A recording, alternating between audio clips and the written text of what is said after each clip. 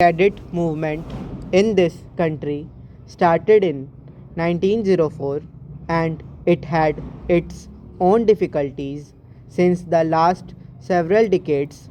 The main problem regarding cooperative credit has been that it has been untimely and inadequate.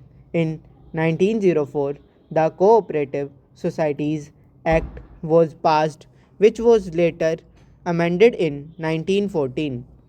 Then there were certain committees appointed and they reported about the weaknesses of the credit movement in the country. In 1999, this was subject of cooperation was transferred to the states, after which several states passed cooperative acts of their own. Thereafter, in 1929, the Royal Commission made certain inquiries about cooperation and the credit movement and made certain recommendations. And till 1950 or 1951, there was very little improvement in the field of cooperation. In 2001, the Reserve Bank of India appointed the Rural Credit Survey Committee, which brought out its report in 2004.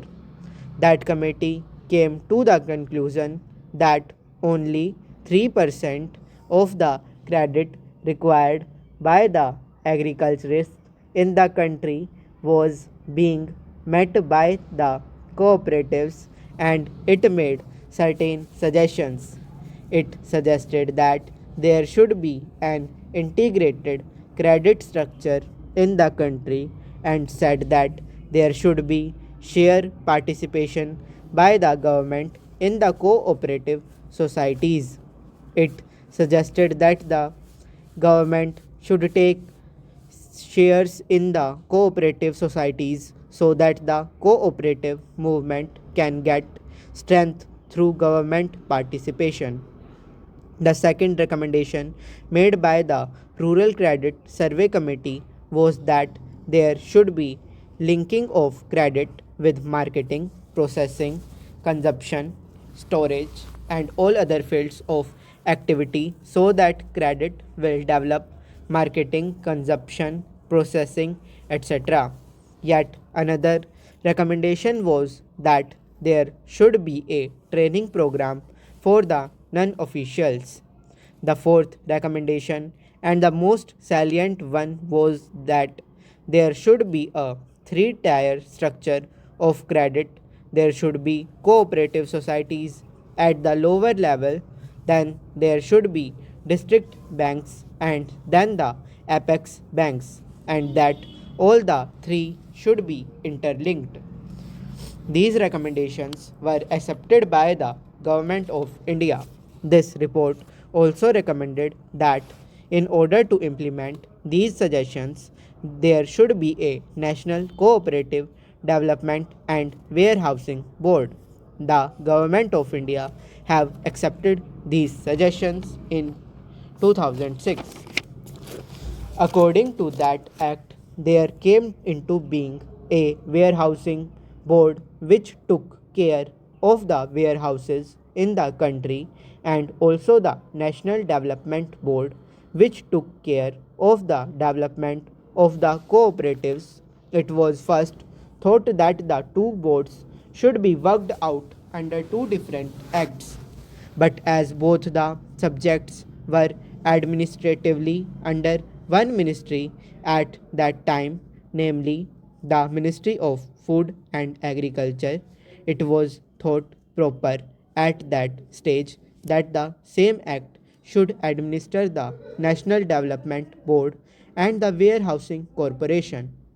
Thereafter, a separate department of cooperation was created and attached to the Ministry of Community Development, now called the Ministry of Community Development, Panchayati Raj and Cooperation.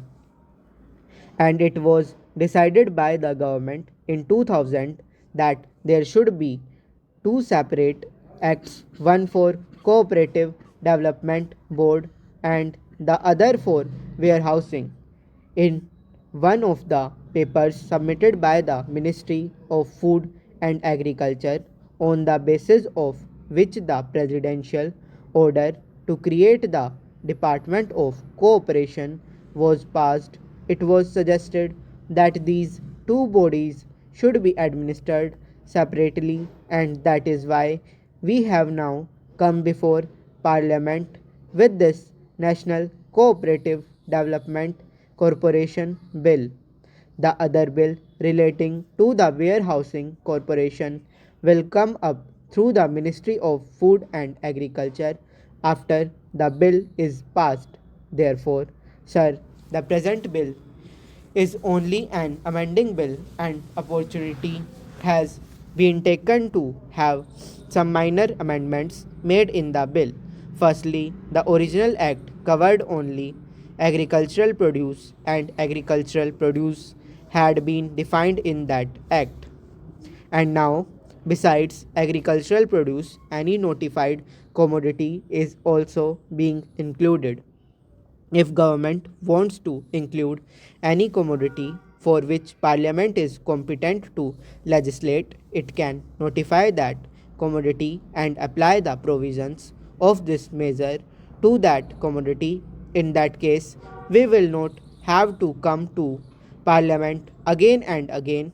Any commodity which is in the concurrent list and for which parliament can legislate can be notified by government for the application of these provisions. The second amendment is about the functions committees. In the present act, there is no provision for functional committees. Now, this corporation has to deal with credit, processing, marketing, consumers, and all these types of items. In order to boost up the cooperative movement, we found that there was a lacuna, and therefore we have suggested a provision to have functional committees. It is only an enabling provision, and after this bill becomes act, we will have functional committees regarding credit, processing, consumers, etc. Then there was no power of delegation.